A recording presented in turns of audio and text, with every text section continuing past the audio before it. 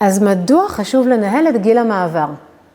ראשית, חשוב לי לציין, אני אינני רופאה, אני עוסקת באקיפנקצ'ר ובמחקר בתחום הגינקולוגיה מעל 25 שנים. אני חולקת את המידע שצברתי איתכן מתוך לימודים מקצועיים, מתוך ניסיון עם מטופלות ועבודה עם רופאים מומחים בתחום. עכשיו, למה אני בכלל מדברת על גיל המעבר, על מנופאוז? כי זה חשוב, כי כמעט אף אחד אחר לא מדבר על זה. זה הנושא הכי פחות מדובר ומתומלל בסושיאל מדיה.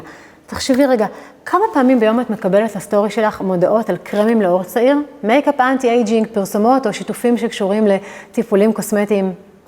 ועכשיו, כמה אם בכלל את מקבלת סטורי שמדבר על הזעות לילה?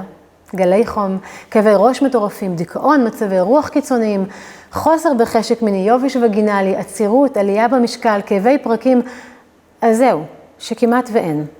אז תדעו לכן שעד לפני בערך 50 שנה, נושא המנופאוזה לעולם לא עלה לדיון. היה טאבו בעניין גיל המעבר, נשים סבלו לבד. יותר מזה, רק לפני 100 שנים נשים שבתקופת הפסקת הווסת סבלו ממצבי רוח קיצוניים, הוכרזו על ידי רופאים כסובלות מהיסטריה. ממש ככה, היו מאושפזות בטיפול פסיכיאטרי. אני חושבת שהסיבה שהתקופה הזאת יכולה להיות מאתגרת וקשה, קשורה לעובדה שאנחנו פתאום לא מכירות את עצמנו. הרי בשנות ה-30 פלוס שלנו אנחנו מתחילות להכיר את עצמנו. מי אני באמת כאישה? וכשאנחנו מגיעות לגיל 40, אנחנו כבר יודעות בדיוק מי אנחנו, מה אנחנו רוצות מהחיים, מה מוצאים מאיתנו את הטוב שבנו, מה החולשות שלנו. הילדים כבר גדולים, כבר התרגלנו על הבעל, התבססנו בעבודה ואנחנו ויטליות וחיות את החיים. ואז בסביבות אמצע גיל 40, בואכה 50, מתחיל איזה שינוי, pre-menopause, שינויים הורמונליים אפילו קלים, ואת לא מזהה את עצמך. מי זאת האישה הזאת שבוכה בלי סיבה, ולמה אני עייפה כל הזמן? מאיפה הגיעה הבטן הזאת, ולמה אני לא זוכרת דברים טריוויאליים, ולמה לעזאזל הכל נראה לי שחור?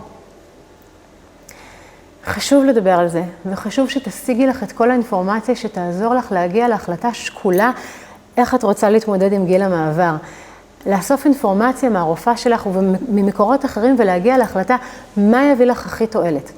האם על סמך ההיסטוריה הרפואית שלך ועל סמך הסימפטומים שאת חווה והדרגה שלהם, כדאי לך לקחת הורמונים או פיטואסטרוגנים, הורמונים זהים ביולוגית, או בכלל לנסות רק דיקור, או בשילוב של טיפול פסיכולוגי, קבוצת תמיכה אפילו, כצריכה ויכולה לחזור להיות איך שהכרת את עצמך. ישנה טוב, כמה אנרגטית ושמחה ופעילה ובלי כאבים בגוף, ועם חשק מיני וכו' וכו'. אם כבר גיל המעבר, אז מעבר למקום טוב יותר. אני אבדוק מה הכי נכון בשבילי כדי להרגיש טוב. אני אנהל את גיל המעבר כמו שצריך, אולי אפילו אתכונן מראש. כי בשלב הזה של החיים שכבר גידלתי וטיפחתי ועבדתי ונתתי ושוב נתתי, אני הולכת לזהור. אמיתי מבפנים, בלי קשר לקרם או לבוטוקס. ממש להרגיש שזה הזמן שלי. אז מה את צריכה לדעת? איזה דברים חשובים צריך לדעת בהקשר? סביבות גיל 40 השחלות שלך מפסיקות לייצר הורמוני פרוגסטרון ואסטרוגן.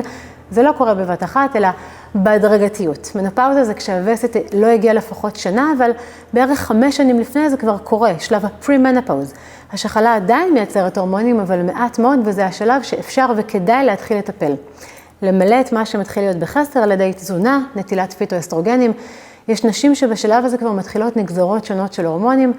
הרבה נשים מדווחות שטיפולים שבועים בדיקור סיני עזרו להן מאוד. עכשיו, תדעי לך שמחסור באסטרוגן למשל משפיע על כמעט כל המערכות בגוף שלך, וזה חשוב לדעת ולקחת בחשבון.